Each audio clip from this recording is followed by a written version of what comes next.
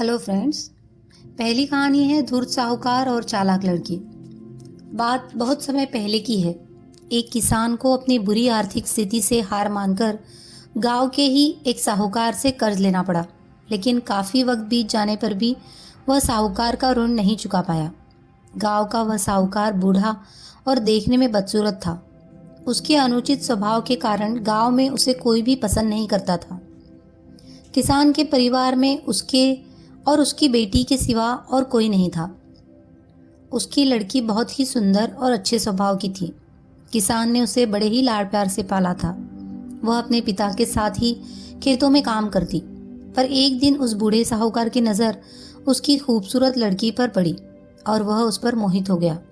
वह मन ही मन उससे विवाह करने की सोचने लगा, लेकिन उसे पता था कि किसान अपनी लड़की का विवाह उससे कभी नहीं करेगा और उसे यह भी मालूम था कि किसान इस समय ऐसी स्थिति में नहीं है कि उसका कर्ज चुकता कर सके। इन सारी बातों को मन में रखकर वह स्वयं ही एक दिन किसान के खेत की ओर जाने लगा। रास्ता छोटे छोटे कंकड़ पत्थरों और रोड़ियों से भरा पड़ा था। वह किसान और उसकी बेटी दोनों वहीं पर थे। उसने किसान से कर्ज के विषय में बात करते हुए उसके सामने एक शर्त रखी। शर्त यह थी कि अगर उसने अपनी लड़की का विवाह उससे कर दिया तो वह उसके सारे ऋण माफ कर देगा, वो भी ब्याज सहित। साहूकार की इस अजीबोगरीब शर्त से किसान और उसकी बेटी भयभीत हो गए। उस धूर्त साहूकार के आगे सुझाव देते हुए दोनों से कहा कि चिंता करने की कोई बात नहीं। इस शर्त का फैसला न मैं करूँगा न आप। इसे आप अपने भाग्य पर छोड़ दे। इतना कहते हुए उसने अपनी जेब से एक पैसे की खाली पोटली निकाली और उसे दिखाता हुआ कहा कि मैं इसमें एक काले रंग का और एक सफ़ेद रंग का कंकड़ रखूँगा। उसके बाद तुम्हारी लड़की को बिना देखे इस पोटली से एक कंकड़ निकालना होगा और यहाँ शर्त यह रहेगी कि अगर उसने काले रंग का कंकड़ को निकाला तब उसे मुझसे विवाह करना होगा और तुम्हारे कर्ज भी माफ़ कर दिए जाएंगे। अगर तुम्हारी लड़की ने सफ़ेद रंग के कंकड़ को निकाला तो इसे मुझसे विवाह नहीं करना होगा और फिर भी कर्ज माफ़ कर दिए जाएंगे। लेकिन अगर इसने कंकड़ निकालने से मना कर दिया तो फिर तुम्हें जेल के सलाखों के पीछे जाना होगा। जैसे ही किसान और उसकी लड़की उसकी इस शर्त पर आपस में बात करने लगे, तभी साहूकार अचानक कंकड़ों को उठाने के लिए नीचे झुका। उसने जैसे ही 2 कंकड़ों को उठाया, उसी समय किसान की लड़की की नज़र उस पर पड़ गई। उसने देखा कि साहूकार ने 2 काले कंकड़ एक ही पोटली में रख दिए, जबकि नियम के अनुसार होना यह चाहिए था कि वह एक काले रंग का और दूसरा सफ़ेद रंग का कंकड़ खाली पोटली में रखता। खैर, उसके बाद साहूकार ने लड़की को पोटली से एक कंकड़ निकालने के लिए कहा। दोस्तों, अब आप कुछ देर के लिए ऐसा महसूस करें कि उस लड़की की जगह आप उस कंकड़ पत्थर वाले रास्ते पर खड़े हुए हैं। उस परिस्थिति में आप अगर एक लड़की होते तो क्या करते? अगर आपको उस लड़की को कुछ सुझाव देना होता तो क्या देते? मुझे लगता है कि अगर हम इस पर ध्यानपूर्वक विचार करें तो हमारे सामने 3 संभावनाएं निकल कर आती है। पहली बात यह हो सकती है कि लड़की को कंकड़ निकालने से बिल्कुल मना कर देना चाहिए। दूसरी बात यह हो सकती है कि लड़की को थोड़ा साहस दिखाते हुए यह बता देना चाहिए कि उस पोटली में दोनों कंकड़ काले ही है, जिससे साहूकार की धूर्तता की पोल खुल जाती। या तीसरा विकल्प ये हो सकता है कि लड़की साहूकार की धूर्तता के बारे में जानते हुए भी काले रंग के कंकड़ को निकाले और अपने आप को सैक्रिफाइस कर दे, ताकि उसके पितृण से मुक्त हो जेल जाने से बच जाए। ये कहानी इस उम्मीद में बताई गई है कि हम पारंपरिक सोच के ढंग और आज की लॉजिकल थिंकिंग में अंतर बता सके।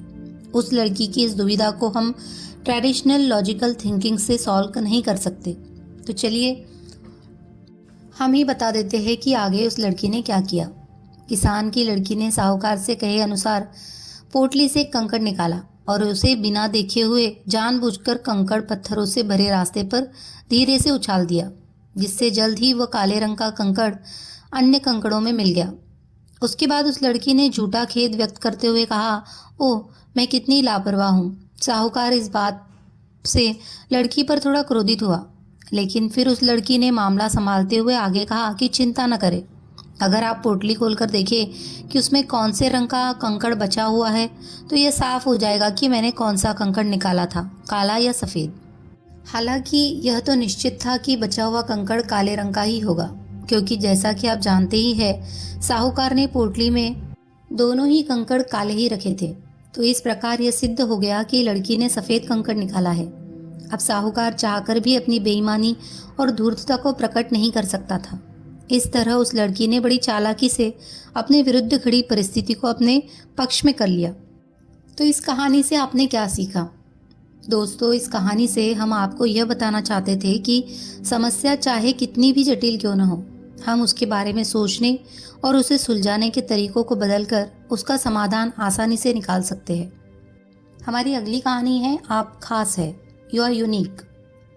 एक जाने माने वक्ता अपने हाथों में 500 रुपए का नोट लिए सेमिनार हॉल में प्रवेश करते हैं। उस सेमिनार हॉल में लगभग 200 लोग बैठे हुए थे। उन्होंने 500 रुपए का नोट सभी को दिखाते हुए पूछा, कौन कौन इस 500 रुपए के नोट को लेने की इच्छा रखता है? हॉल में मौजूद लोगों के हाथ धीरे धीरे उठने लगे। उन्होंने कहा, मैं आप ही लोगों में से किसी एक को यह 500 रुपए का नोट देने वाला हूँ, लेकिन आप मुझे ये कर लेने दीजिए। यह कहकर उन्होंने नोट को मोड़ तरोड़ दिया। उसके बाद उन्होंने पूछा, इसे अब भी कौन लेना चाहता है? अभी भी लगभग सारे हाथ ऊपर थे। ठीक है, उन्होंने कहा, क्या होगा अगर मैं ये करूं? ये कहकर उन्होंने 500 रुपए के नोट को फर्श पर गिरा दिया और उसे अपने जूते से रगड़ने लगे। कुछ देर बाद उन्होंने उसे दोबारा हाथ में लिया, लेकिन अब वह नोट बुरी तरह तुड़ मुड़ और गंदा हो गया था। फिर उन्होंने लोगों से पूछा, इसे अब भी कौन लेना चाहता है? इस बार भी लगभग सभी लोगों के हाथ खड़े थे। मेरे दोस्तों, आज आप सभी ने बहुत ही बहुमूल्य चीज़ सीखी। इससे कोई फ़र्क नहीं पड़ता कि मैंने इस नोट के साथ क्या किया। आप इसे अब भी लेना चाहते हैं, क्योंकि इससे अब भी इसका मूल्य घटा नहीं है। यह अब भी 500 रुपये ही है।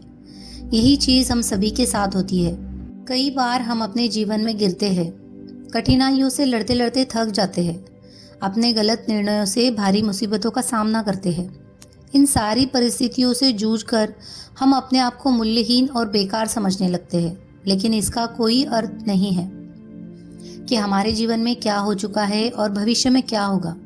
आप अपना महत्व कभी नहीं खो सकते।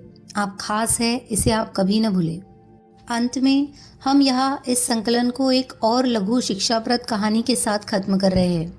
आशा है ये कहानी आप में एक बड़ा बदलाव लाएगी। ग्लास के नीचे रख दीजिए। एक प्रोफेसर अपनी क्लास की शुरुआत अपने हाथ में एक ग्लास लिए करते हैं जिसमें आधा पानी भरा रहता है। वे ग्लास को थोड़ा ऊपर करते हैं ताकि सभी जन कम दजे उसे अच्छी तरह देख सके। उसके बाद वह विद्यार्थियों से पूछते हैं, आप लोगों के हिसाब से इस ग्लास का वज़न कितना होगा? 50 ग्राम, 100 ग्राम, 125 ग्राम? लगभग सभी विद्यार्थियों ने अलग अलग उत्तर दिया। वास्तव में इसका वज़न, सही वज़न तब तक नहीं बता सकता जब तक कि मैं इसका वज़न न कर लूँ। लेकिन मेरा प्रश्न यह है कि क्या होगा अगर मैं इसे इसी तरह कुछ मिनटों के लिए ऊपर उठाए रखूं? कुछ नहीं, एक स्टूडेंट ने कहा। ठीक है, क्या होगा अगर मैं इसे इसी तरह 1 घंटे के लिए पकड़े रखूं? प्रोफेसर ने कहा। आपके बाजू में दर्द शुरू हो जाएगा, एक विद्यार्थी ने कहा। तुम बिल्कुल सही हो। अब बताओ, क्या होगा अगर मैं इसे इसी तरह 1 दिन तक पकड़े रखूं? हो सकता है आपका यह बाजू सुन्न हो जाए, बाजू की मांसपेशियों में स्ट्रेन उत्पन्न हो जाए और आपका हाथ पैरालाइज हो जाए। फिर अंत में आपको अस्पताल में एडमिट करना पड़े। एक दूसरे लड़के ने थोड़े मस्ती भरे अंदाज में कहा। इस पर सभी छात्र हंसने लगे। बहुत अच्छा, लेकिन क्या इन सब के दरमियान इस ग्लास का वजन कम हो गया? प्रोफेसर ने पूछा। नहीं, सभी का उत्तर था। तब बाजू में दर्द और मसल स्ट्रेन के क्या कारण थे? प्रोफेसर ने कहा। विद्यार्थी थोड़ा उलझन में पड़ गए। तो अब मुझे दर्द से राहत पाने के लिए क्या करना चाहिए? प्रोफेसर ने दोबारा पूछा। ग्लास को नीचे रख दीजिए। पुट द ग्लास डाउन, उनमें से एक विद्यार्थी ने कहा। बिल्कुल, प्रोफेसर ने खुश होते हुए कहा। जीवन की समस्याएं भी कुछ इसी तरह की है। कुछ मिनटों के लिए उन्हें दिमाग में रखिए, तब तक तो ठीक है।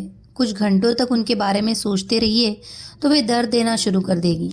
लेकिन अगर आप कुछ दिनों तक उनके बारे में सोचते रहिए तो वो आपको लकवे से ग्रस्त कर देगी। उसके बाद आप कुछ भी करने योग्य नहीं रहिएगा। दोस्तों, ये महत्वपूर्ण है कि आप अपने जीवन की चुनौतियों को और समस्याओं को कितना सोचते हैं, लेकिन उसमें भी ये ज़रूरी बात यह है कि प्रतिदिन के अंत में सोने जाने से पहले उन्हें नीचे रख दे। मतलब आप उनके बारे में कुछ न सोचें। इस तरह आप अपने आप को तनाव से मुक्त महसूस करेंगे और हर नई सुबह फिर नए चैलेंज और इशू का मजबूती से मुकाबला कर पाएंगे। ये थी 3 प्रेरक कहानियाँ। उम्मीद है आपको कहानियाँ अच्छी लगी होगी। कहानियाँ अगर आपको अच्छी लगी है तो प्लीज़ हमारे चैनल को सब्सक्राइब कीजिए। धन्यवाद।